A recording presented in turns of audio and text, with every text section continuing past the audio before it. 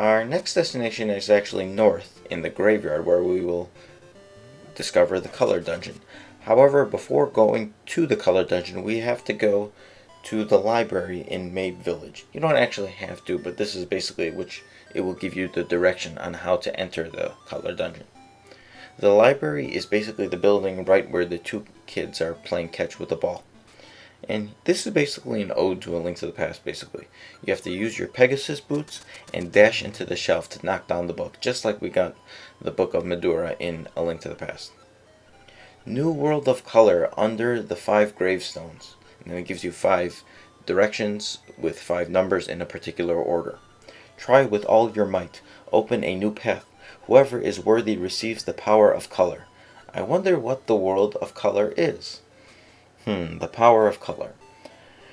Anywho, with this advice, and if you should have written down or made note of the order of those 5 gravestones. If not, no big deal. I'll basically tell you the order.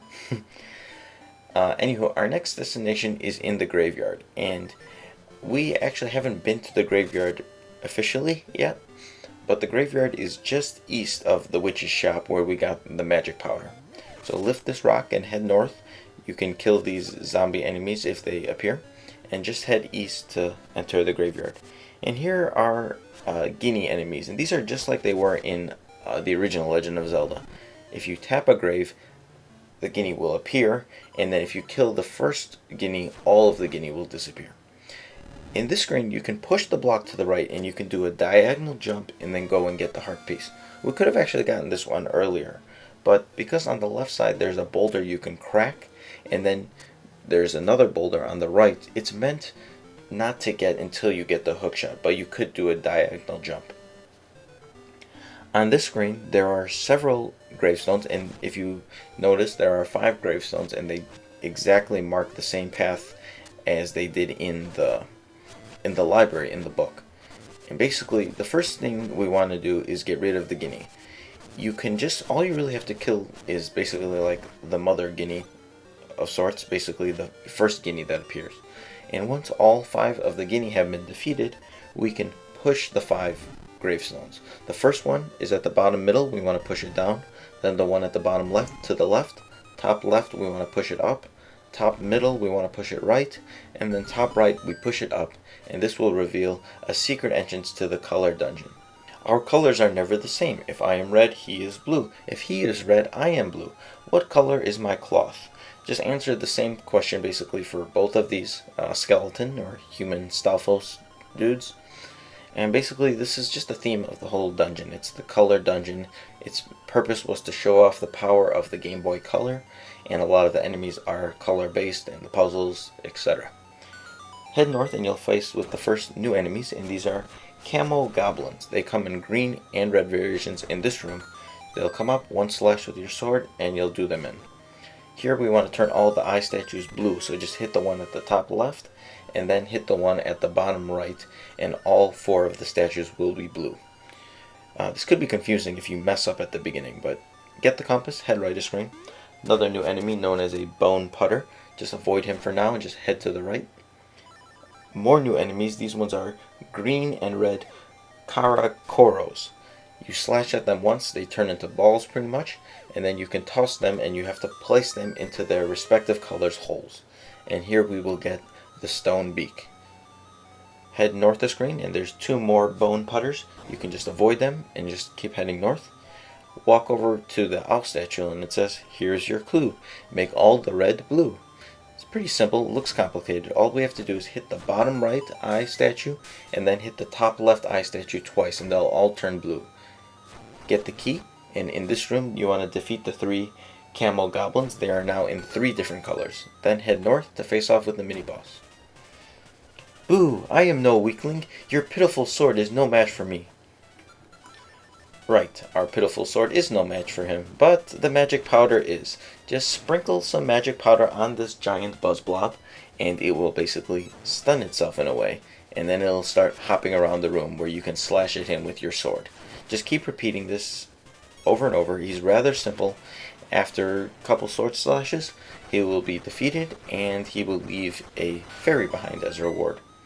head through the room to your left, and you want to push the top and bottom blocks to the left, and then the middle block either up or down, and you will get the Nightmare's Key. Yay! There's 2 more bosses actually in this dungeon. There's another mini boss and then a new final boss. So we will be fighting them shortly. We want to backtrack a couple screens to this room. There's these bone putters here, and the floor tiles, you'll notice that they're color coordinated. Every time you jump on them, it'll change color and they'll eventually disappear. There's like a pattern to them. On this screen there are 4 more of these camel goblins. There's 2 red ones and 2 green ones. Just defeat them just as you normally have done. If you go to the top right corner of this room, there is some secret magic powder we can get. Head left the screen and there's 2 more of these bone putters. Just defeat them and then get another small key. And then we want to head north through the one-way door. We were actually in this room before, but now that we have an extra small key, we can head north and we can go through the locked door. What a greedy fool! You want more power? A buffoon like you might as well give up and go home. This boss, he's known as Dekudon. Not sure why they use the word Deku, since in Zelda in general, Deku usually refers to forest-based enemies. Granted, this was before Ocarina of Time, so, well, this was actually after Ocarina of Time, the DX version, but Deku hadn't been completely established yet. Nevertheless, he's rather easy. All you want to do is jump over the spikes. Every time he jumps on the ground, he makes more rocks come, and it stuns Link for a second. Just keep repeatedly slashing at him. He's not too much of a problem, but you'll eventually defeat him and get the fairy that he leaves, and then head left the screen. There are 2 bone putters here. One of them is on wings, and one of them is just jumping around. You can lift the pot at the top left corner and then step on the switch, and this will cause the doors to open. We want to first head through the door above. So once you slash a bone putter, by the way, if it's flying, then it will lose its wings and it will collapse, and that one fell into the hole. Defeat all the green and red Zol here and open the treasure chest to get the dungeon map. Very late in the dungeon to get the dungeon map, but I guess late than never. Better late than never. Here's more of these Karo Koros. This time there's a blue variation. It's a bit more difficult because there's a lot more holes, so it's hard to throw them exactly. What you really want to do is line up all the way on the other side of the screen, whether it be left or right, and then toss it across the whole screen. Could be rather annoying since there's so many of them, but I don't know. I find these enemies to be kind of fun. I wish there were more puzzles like this in the game. Once the 4 Karakoros have been defeated and put in their respective colors, pick up the small key that drops from the ceiling, and then we want to backtrack a couple screens. Head left a screen and down a screen to get back to the screen with the 2 bone putters. Just avoid them and head left a screen where you will find another one of these color eye statue puzzles. This one's actually really easy, but looks incredibly complicated.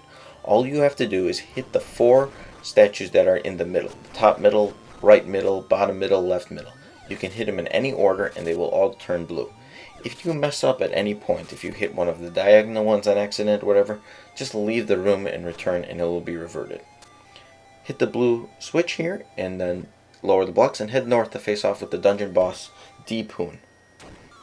Blue is safe, yellow is caution, red is danger. Poon will toss these like star attacks at you, and it's best to equip Rock's Feather and just jump over them. What you need to do is repeatedly slash him at his blue crystal ball at the top of his body. What this does is it slowly changes the color from blue to teal and eventually to green, yellow, orange, then red. You have to keep hitting him repeatedly, otherwise the color will revert to the beginning, and once it gets back to blue, the boss, it basically starts over. After hitting him a significant amount of times, consecutively without having him revert, he will turn to this orange and he says yellow is caution, red is danger, take your time. At this point he summons some green Stalfos from the ceiling. Just keep repeatedly jumping at him. The key is when you jump, you want to try to hit him twice in a row consecutively with your sword. And eventually once he's red and you hit him a couple more times, Poon will be defeated and he leaves a fairy behind. Head right a screen and you will meet the great fairy of color, I suppose. Welcome, Link. I admire you for coming this far. I will give you the power of color. If you want offense, choose red. If you want defense, choose blue. Which power do you want?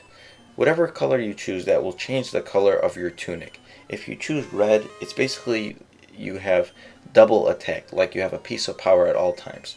I highly suggest choosing blue as it's much better. Plus, we're soon going to upgrade our sword, which we will already increase our attack power. But that'll do it for this section. Join me where we will take on the next dungeon, Angler's Tunnel.